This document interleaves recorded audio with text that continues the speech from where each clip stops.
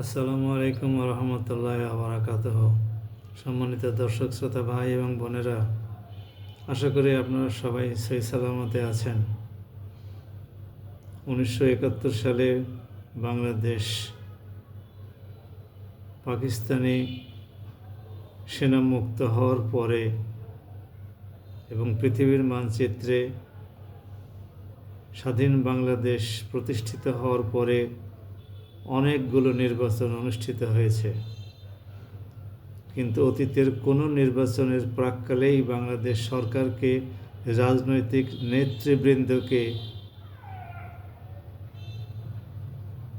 আইন শৃঙ্খলা রক্ষাকারী বাহিনীর তরফ থেকে বিশেষ ব্যবস্থাধীনে নিরাপত্তা দিতে দেখা যায় নাই।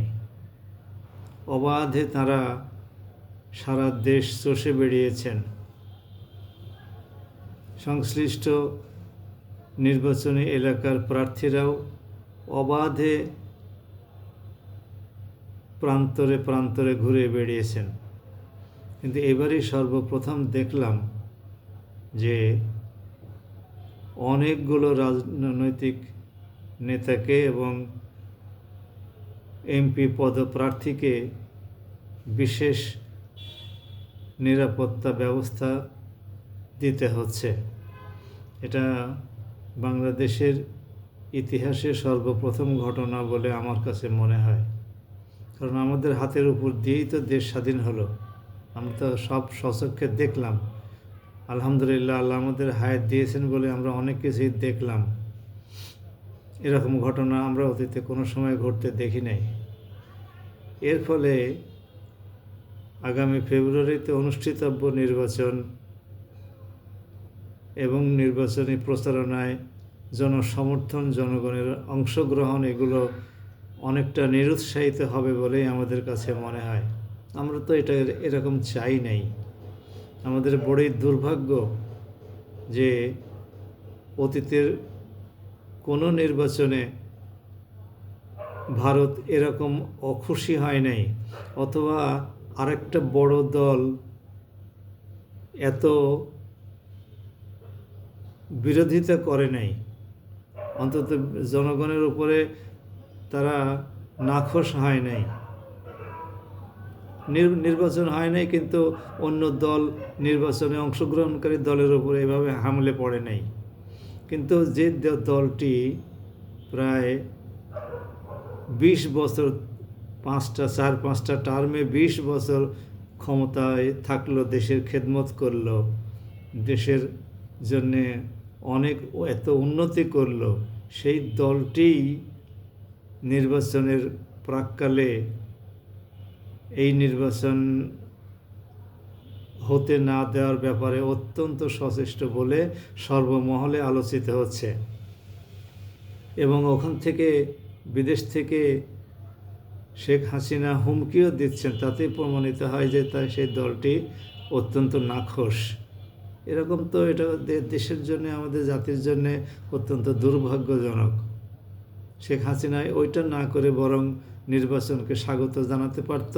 তারপরে তার দেশে আসার পথ সুগম করার জন্যে সে ক্ষমতায় আসবে এরকম দলের সাথে, লোকদের সাথে সংলাপের মাধ্যমে একটা শান্তিপূর্ণ সমাধানে আসতে পারত।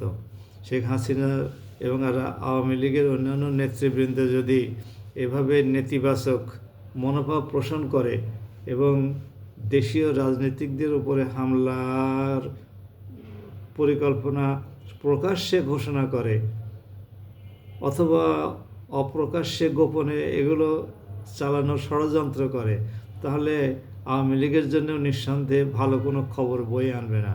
বরং এদেশে অবস্থিত লোকজনই কষ্ট পাবে, আইনি চক্রের মধ্যে পড়ে যাবে, আইন শৃঙ্খলা রক্ষাকারী বাহিনীর হুমকির মধ্যে পড়ে যাবে। এই সমস্ত ঘটনাগুলো ঘটবে। কাজেই সংশ্লিষ্ট সকল মহলকে আমরা আহ্বান জানাই, আসুন শান্তিপূর্ণ নির্বাচনটি হোক। তারপরে আপনারা নির্বাচিত সরকারের সাথে কথা বলে যদি দেশে পুনর্বাসিত হতে পারেন তাহলে হবেন। কিন্তু দেশের সাধারণ নাগরিকদের উপরে এমপি প্রার্থীদের উপরে আপনার মতের বিরোধী থাকলেই হামলা করতে হবে, এরকম এটা অত্যন্ত দুর্ভাগ্যজনক। আমরা এটা প্রত্যাশা করি না। আমরা আগামীতে আর কোনো ব্যক্তির উপরে এরকম হামলা হোক এবং আবার পাল্টা হামলা অন্যেরা আবার করুক, আমরা এরকম কিছুই চাই না। আমরা চাই শান্তিপূর্ণ নির্বাচন এবং শান্তিপূর্ণ ক্ষমতা হস্তান্তর। আসুন আমরা আল্লাহর কাছে প্রার্থনা করি, আল্লাহ পাক যেন শান্তিপূর্ণভাবে ক্ষমতা হস্তান্তরের ব্যবস্থা করে দেন। আমরা ডক্টর মোহাম্মদ ইউনূসের ক্ষমতাকে দীর্ঘায়িত করার জন্যে লোকজনকে বলতে পারতাম, কিন্তু আমরা অত্যন্ত দুঃখের সাথে বলছি যে ডক্টর ইউনূসের যে সরকার, সেই সরকারের অনেক ব্যর্থতা আছে, অনেক ব্যর্থতা, প্রচুর ব্যর্থতা। কিছু সাফল্য আছে, কিন্তু সাফল্যগুলো ম্লান হয়ে গেছে এই সমস্ত ব্যর্থতার কাছে। আপনি একটা চমৎকার রাস্তা দিয়ে চলবেন, হঠাৎ যখন রাস্তার মাঝখানে বড় একটা গর্ত দেখবেন, তাহলে অতি তেজে এবং সেখানে আপনার গাড়ির চাকা ভেঙে যাবে, আপনার রিক্সা পড়ে আপনি উল্টে যাবেন। এতক্ষণ যে আপনি ভালো রাস্তায় আসলেন, এই সমস্ত কিছু আপনার ভুল হয়ে যাবে। আমি আশা করি সরকার বিষয়টা খেয়াল করবেন এবং সেভাবেই সামনের মাসগুলো অতিবাহিত করবেন। সবাই ভালো থাকুন। আমার এই চ্যানেলটির নাম হলো ডক্টর আতাউরস অ্যানালিসিস। আপনারা সাবস্ক্রাইব করুন এবং পাশে থাকা বেল আইকনটিতে ক্লিক করে রাখুন। আসসালামু আলাইকুম ওয়া রাহমাতুল্লাহ।